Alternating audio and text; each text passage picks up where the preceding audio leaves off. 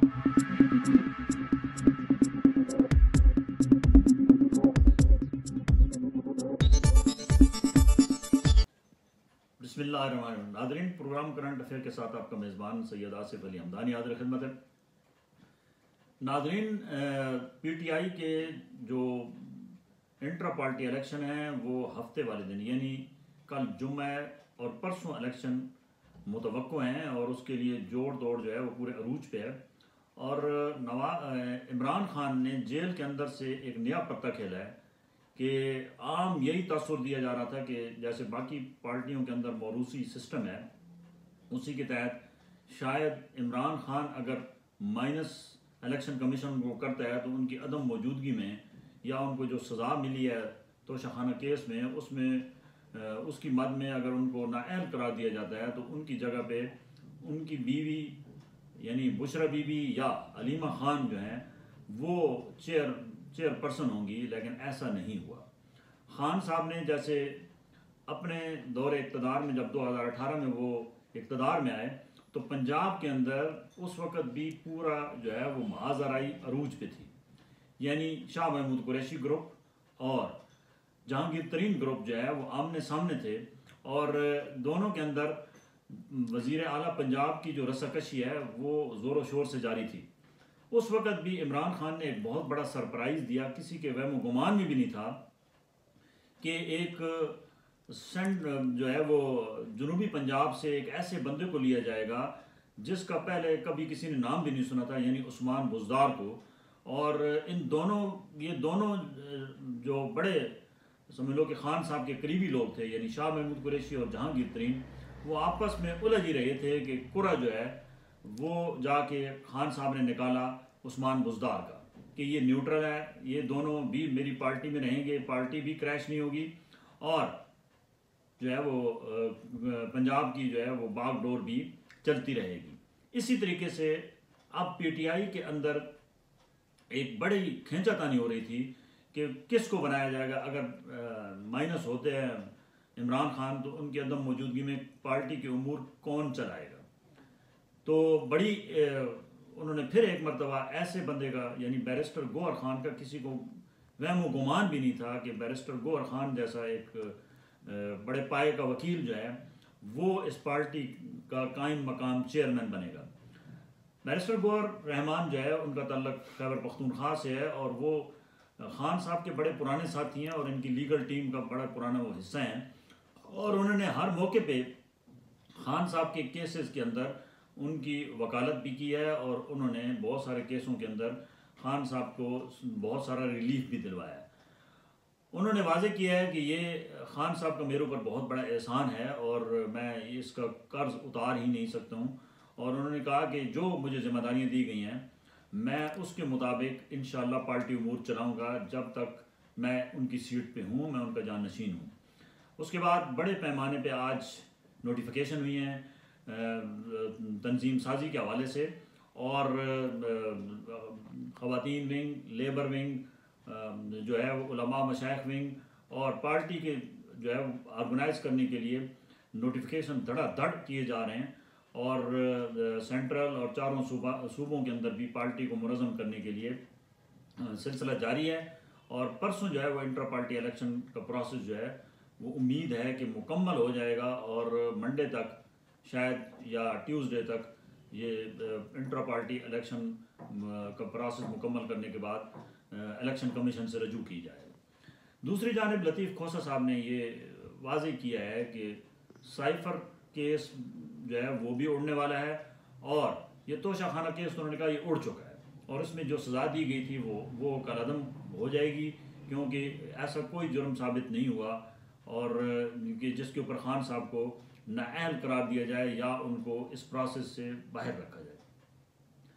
अब जो इस्लामाबाद के मुक़्तदर हल्के हैं उनके अंदर बड़ी चेमागोइयाँ ज़ोर शोर से जारी हैं कि इलेक्शन क्या 8 फरवरी को हो पाएंगे।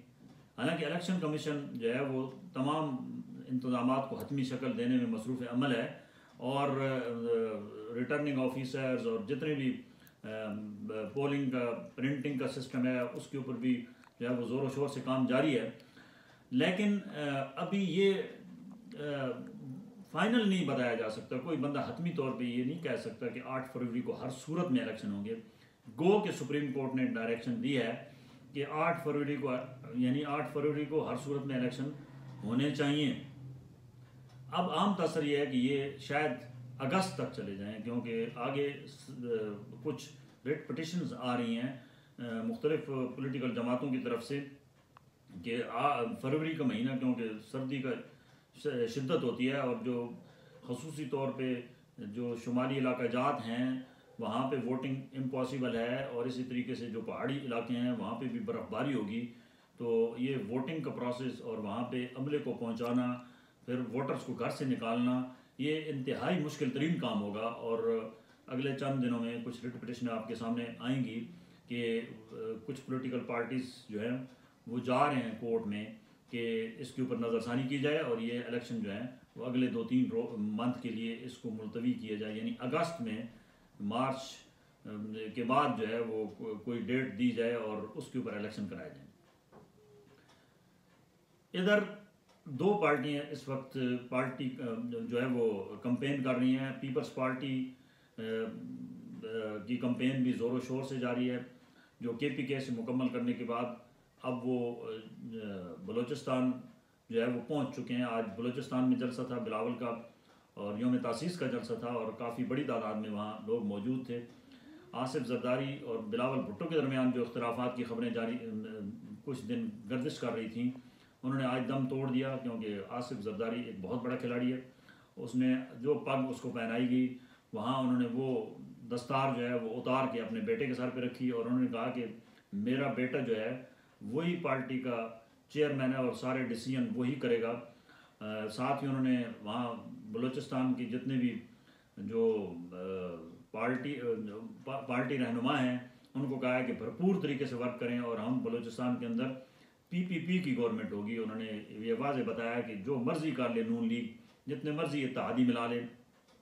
ہماری پیپلز پارٹی ہی وہاں جو ہے وہ بنائے گی۔ اور بلاول بھٹو نے بھی واضح کیا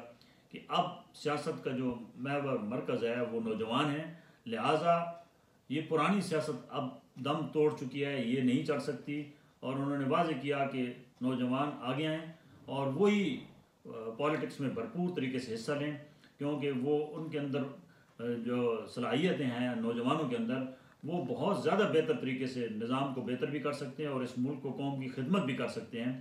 اور انہوں نے کہا کہ اب جو بھی بزرگ لوگ ہیں وہ اب خدارہ سیاست سے کنارہ کشی کر لیں، دعا کریں اور ہماری رہنمائی پیچھے کریں، ہمیں آگے آنے کا موقع دیں، ہم آپ کو ڈیلیور کر کے دیں گے اور بتائیں گے کہ ملک کیسے چلایا جاتا ہے۔ بلا شبہ بلاول بھٹو کی تربیت ایک بڑے سیاسی گھرانے میں ہوئی ہے۔ محترمہ بے نظیر بھٹو جیسی زیرک دور اندیش جو لیڈر تھیں، انہوں نے ان کی تربیت کی، اور ان کی انٹرنیشنل جو ریلیشن شپ ہے اس پہ بھی ان کی گرپ ہے، اور وزیر خارجہ کے طور پہ بھی انہوں نے مختلف ممالک کے ساتھ 14 مہینے کام کیا ہے، اور ان کے اندر یہ صلاحیت ہے کہ وہ ڈیلیور کر سکتے ہیں۔ لیکن ایسا پاسبل نہیں ہے کہ یہ جو پرانے پاپی ہیں سیاسی، یہ کسی نوجوان کے ہاتھ میں اقتدار کی باغ ڈور جو ہے وہ کبھی بھی نہیں دیں گے، چاہے وہ نواز شریف ہو، چاہے وہ آصف علی زرداری ہو، چاہے وہ مولانا فضل الرحمان ہو۔ حالانکہ سب نے اپنی اپنی نسلیں جو ہیں وہ تیار کر لی ہیں، اور وہ سیاست میں ان کو سیاست کے اکھاڑے میں لا رہے ہیں، لیکن وہ ان کو آگے بھاگ جو مین کرسی ہے وہ دینے کو تیار نہیں ہیں، اور وہ اپنے ہاتھ میں سب کچھ رکھنا چاہ رہے ہیں۔